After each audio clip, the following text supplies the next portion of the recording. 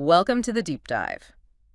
Our mission today is to give you the shortcut to understanding a financial week that, frankly, seems a bit contradictory on the surface. Yeah, definitely. We've got sources painting this almost entirely bullish picture, record highs, strong earnings, markets up pretty much everywhere. Right. Yet underneath all that green, there's this crucial alarm bell quietly sounding about some hidden financial vulnerabilities. That tension is absolutely key to what we need to extract for you today. So yeah, let's unpack this sort of dizzying contradiction. Okay, let's start with the big picture, the macro view.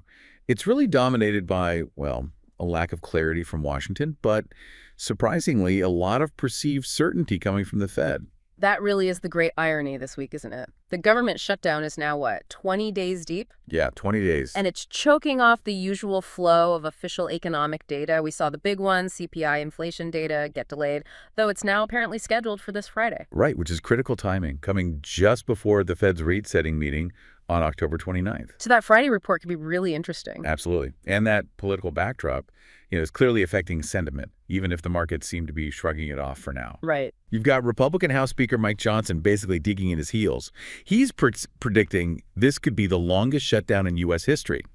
Wow. And he's refusing to negotiate with Democrats until they pause their health care demands and agree to reopen the government first.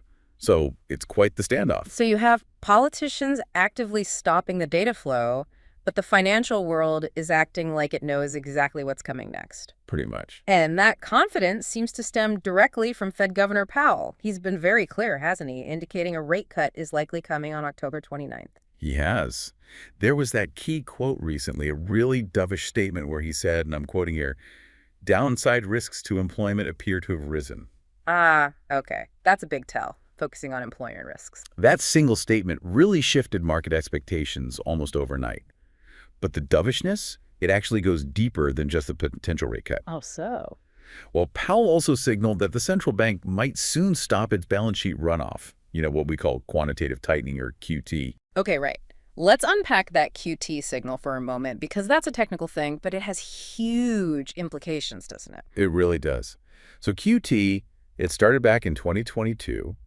It was the Fed trying to reverse those trillions of dollars in asset purchases they made after the pandemic. Now, the sources suggest they might pause this because the balance sheet, well, it's back down to roughly pre-COVID levels. Okay, so the job's kind of done on that front, maybe. That seems to be part of the thinking. But the signal here isn't just about the numbers, it's about the posture. Stopping QT means the Fed is signaling it's willing to stop reducing the money supply now. Okay. They're effectively saying, we think we're done tightening. You combine that pretty dramatic shift with new worry about employment risk. And the market consensus just locks in, becomes absolute. Absolute is exactly the right word. Investors are now pricing in a 99% probability for a 25 basis point rate cut in October. 99%. And get this, a 98% probability for another 25 basis point cut in December. That level of near unanimity is, well, it's staggering. It really is. And it raises a fascinating question for you, the listener. What happens if that CPI report on Friday actually comes in surprisingly high? Good question. The market seems convinced the cuts are coming regardless, right? Believing the Fed's more worried about jobs than inflation right now. That definitely seems to be the bet. They think the Fed will cut even with sticky inflation if jobs look shaky. But if the Fed doesn't deliver on those cuts, especially with this level of certainty baked in, that could trigger a really sharp, really swift correction, couldn't it? Oh, absolutely. That's the inherent risk when confidence gets this high and this uniform. Okay, so if that's the big picture from Washington and the Fed, let's pivot to the companies themselves. Did earnings actually live up to all this optimism? It seems like they did, initially anyway. Earnings season kicked off really strong last week. Something like 85% of companies beat analyst estimates. That's right, 85%. A very strong start. And the financial sector, the big banks, they really seem to lead the charge. Yeah, how'd they do? The giants, JP Morgan, Morgan Stanley, Bank of America, Citibank, Goldman Sachs, Wells Fargo, they all reported strong earnings. Okay. And interestingly, the biggest drivers for these huge institutions weren't traditional lending, but actually their equity trading desks and deal-making activity, M&A. Ah, okay. So the biggest banks are making money from market volatility and companies doing deals. Makes sense. But this is where the story turns a bit Yeah, Ominous, right? exactly. Because amidst all this success, we hit that banking fault line again. Medium-sized banks reported some specific losses that have definitely raised some eyebrows. These new losses, they stem from credit exposure to two specific firms, First Brands and Tricolor. And our sources explicitly say this brought back memories of the Silicon Valley Bank failure back in March 2023. Can you just clearly lay out for the listener why these are fundamentally different types of risk? SVB versus this new stuff? Yeah, that distinction is absolutely vital. SVB failed primarily because they took on way too much interest rate risk. Okay. They basically gambled that interest rates wouldn't rise much. They bought a ton of long-term bonds, and when rates skyrocketed, the value of those bonds just plummeted, wiped out their capital. Got it. A bad bet on rates. Exactly. First Brands and Tricolor, though, this signals pure credit risk. Okay, what's that mean precisely? It means the loans themselves, loans made to specific companies or maybe in specific sectors are going bad. The borrowers simply aren't paying the money back. Default risk. That actually sounds potentially more worrying because it suggests maybe some decay in the underlying real economy, not just a bank mismanaging its bond portfolio. That's precisely the concern. And the contrast in how the market reacted is really telling. Remember the SVB collapse. That caused a 4-day, 3.4% sell-off. Everyone panicked about systemic interest rate risk across the banking sector. Right, it felt like a much bigger deal. This time, these First Brands Tricolor concerns caused only a tiny 0.6% dip on Thursday. Investors seem to be sort of shrugging it off, treating it as isolated problems. Complacency setting in, maybe? Even with that pretty mild reaction, though, we did get that chilling warning signal from one of the biggest names in finance, Jamie Dimon, CEO of JP Morgan. Yeah, that quote got a lot of attention. He said, and I quote, "When you see one cockroach, there are probably more." Yeah. That quote perfectly captures the disconnect, doesn't it? The market seems to be ignoring the potential systemic decay that bad loans could signal, and it's focusing almost entirely on the good headline earnings from the biggest players. Right. And it raises that immediate question. If actual loans are starting to go bad, why are investors still apparently willing to lend money so cheaply to riskier companies? That's a really powerful question, and one we absolutely need to circle back to in our final thought. But, okay, before we get trapped under the sink looking for more cockroaches, let's look at the actual market performance because, as we said, it was overwhelmingly positive for the week of October 13th through the 20th. It really was green across the board. Large cap stocks were up 1.2%, growth stocks gained 0.8%, the NASDAQ rallied 1.3%. Pretty solid week. And the biggest success story, arguably, within the U.S. market was small cap stocks. Oh, yeah. How'd they do? They rose 1.6% for the week, and they were actually the only U.S. segment to hit an all-time record high last week. That happened on Wednesday. Wow, small caps hitting a record high. Why them specifically, especially now? Aren't they usually seen as more sensitive to domestic economic weakness? And we're talking about a government shutdown. Yeah, it seems counterintuitive, but it's purely driven by expectations right now. Small cap stocks are often seen as more leveraged to the U.S. domestic economy, right? Right. And the forecast for their earnings is just enormous. Analysts expect their Q3 earnings to increase by over 35%. 35%. Okay, that explains the optimism. Yeah. That huge growth expectation, combined with the strong belief in looming Fed rate cuts, is just fueling a massive flow of capital into that small cap segment. Okay, 35% expected growth. That really is putting them in a class of their own right now. What about outside the U.S.? International markets also had momentum. They did. Developed market stocks were up 0.6%, a decent week. And emerging market stocks had a really stellar week. They were up 2.8%. Nice. Any standouts globally?